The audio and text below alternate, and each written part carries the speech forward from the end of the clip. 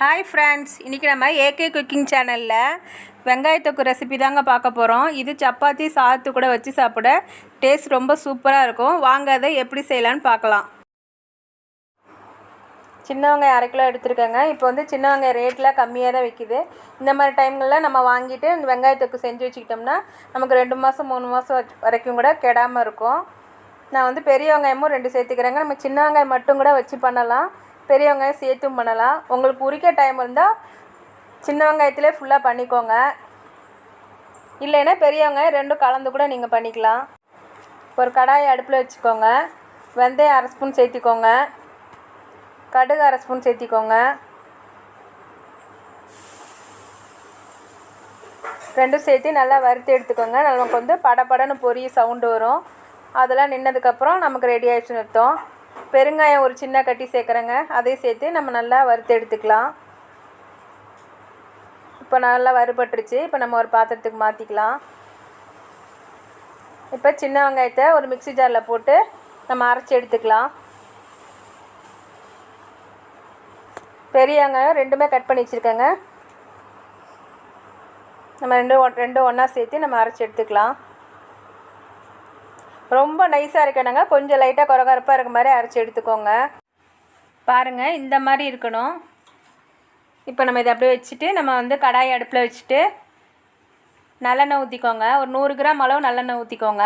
நான் இப்போ கொஞ்சமாக தான் ஊற்றிருக்கேன், மறுபடியும் பாதி ஊற்றிப்பேன். கடுகு போட்டுக்கோங்க.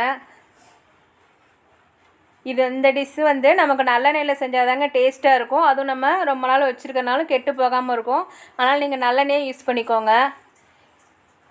இப்போ வந்து நம்ம ரெடி பண்ணி வச்சுருக்கோம்ல வெங்காயம் விழுது, அதை வந்து அதோடு சேர்த்துடலாம். சேர்த்திட்டு நல்லா பச்சை வாசனை போகிற அளவுக்கு நல்லா வதக்கி விடுங்க.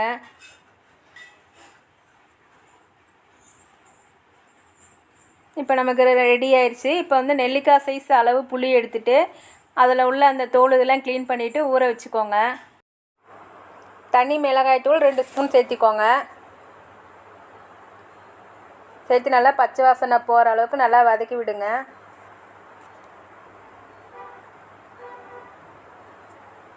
புளி வந்து கரைச்சி வச்சு எடுத்து வச்சுருக்கேன், அதை வந்து நம்ம அதில் சேர்த்துக்கலாம். புளி தண்ணி சேர்த்துக்குங்க. சேர்த்து நம்ம 10 நிமிஷம் நல்லா கொதிக்கணும். எண்ணெய் வந்து இதுலேருந்து நம்ம பிரிஞ்சு வரணும். அது வரைக்கும் நல்லா கொதிக்க விடுங்க. இப்போ தேவையான அளவு உப்பு சேர்த்திக்கலாம். சேர்த்து நல்லா கிண்டி விட்டுட்டு மூடி வச்சுருங்க. வெந்தயமும் கடுகும் நம்ம வறுத்து வச்சுருந்தோம்ல, அதை இப்போ வந்து நம்ம பவுட்ரு பண்ணி எடுத்துக்கலாம். மிக்ஸி ஜாரில் போட்டால் நைஸ் பவுட்ரு ஆகாதுங்க. அதனால் நான் வந்து அம்மிக்கல்லில் வச்சு நைஸாக நுணுக்கி எடுத்துக்கிறேன்.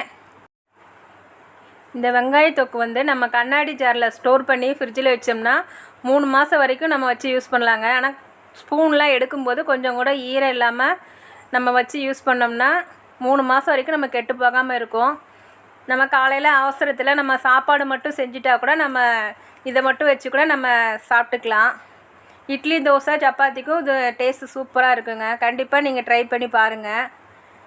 இப்போ வெந்தயம்லாம் நுணுக்கி எடுத்துட்டோம். இப்போ 10 நிமிஷம் ஆயிடுச்சுங்க. பாருங்கள், எண்ணெய் நல்லா பிரிஞ்சு வந்துடுச்சு. இப்போ நம்ம அந்த வெந்தய கடுகு பவுடரை வந்து இதில் நம்ம சேர்த்திக்கலாம்.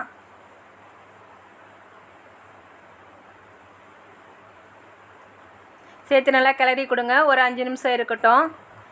இப்போ நம்ம வெங்காயத்தொக்கு ரெசிபி ரெடி ஆயிடுச்சுங்க. இந்த வெங்காயத்தொக்கு வேறு ஒரு பிளேட்டுக்கு மாற்றி வச்சுட்டேங்க. இப்போ நம்ம அதே கடாயில் வந்து சாதம் போட்டு பிசைஞ்சு சாப்பிட்டோம்னா டேஸ்ட்டு சூப்பராக இருக்கும். நான் கொஞ்சம் சாதம் போட்டு கிளறிக்கிறேங்க. எங்கள் ரெசிப்பியில் உங்களுக்கு பிடிச்சிருந்தா லைக் பண்ணுங்கள், ஷேர் பண்ணுங்கள், கமெண்ட் பண்ணுங்கள். எங்கள் சேனலுக்கு சப்ஸ்கிரைப் பண்ணிக்கோங்க ஃப்ரெண்ட்ஸ். பாய்.